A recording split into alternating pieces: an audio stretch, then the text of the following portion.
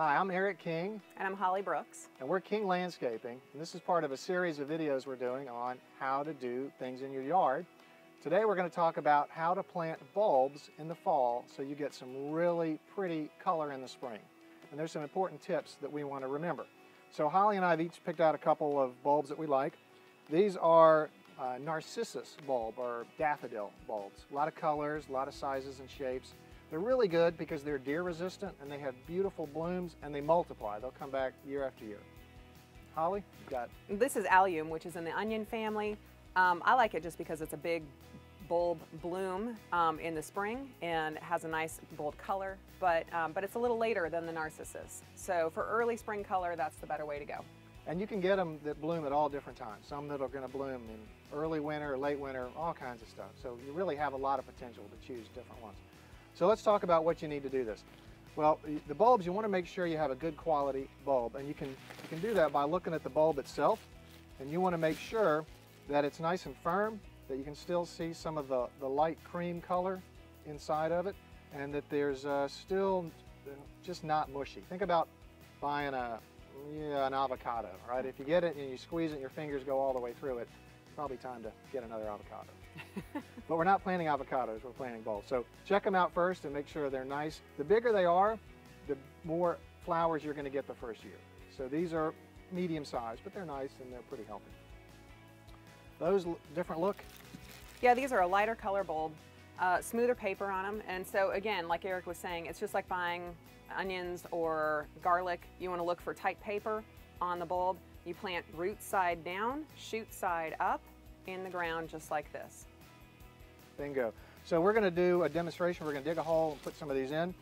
And one of the important points to remember is not just to put them willy-nilly all over the yard. You want to think about a spot where you're going to see them a lot through the year, and you want to get some sort of a randomness to it. Now you can plant them in a nice solid group, but if you've seen them growing in the woods, they tend to do what we call naturalizing, and that means they spread into groups. So they work really well in a natural open woodland, and if you're going to plant them in a natural open woodland, they need to look a little natural in different clumps. So what I've always been told growing up is you just take a handful of them and then you get out in the woods where you want to plant them and you just turn and you just throw them, and wherever they land, that's where you plant them.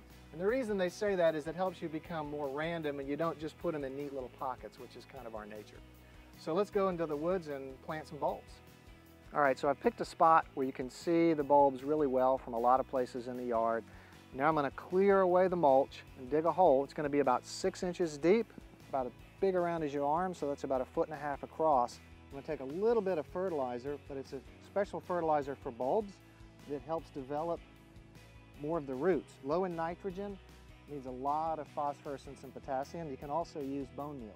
And then we'll gather the bulbs and lay them out in the hole itself rather than try to dig an individual hole for every bulb. This way it's a little bit faster and more efficient, and it looks more natural because in nature they tend to grow together in a clump. Now what I'm going to do is gently take some of the dirt at first by hand and put it in so I don't knock them over. And it's always good to break the dirt up, chew it up really well. And once you get them covered so you don't knock them over, then you can use a shovel and backfill the rest of the hole. So there are several bulb choices to use in your yard. Some give better return than others, so be careful what you choose. Find a great spot in your yard where you know you'll be able to see them from all angles. Plant and enjoy.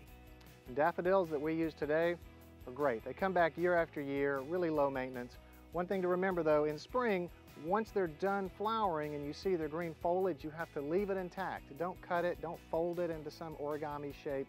Let it continue to grow because it's storing energy for the next year's flowers.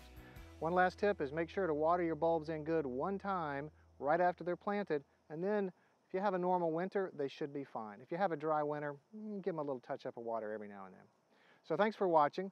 Again, I'm Eric King. And I'm Holly Brooks. And we are King Landscaping. For more information, go to our website, erickinglandscaping.com.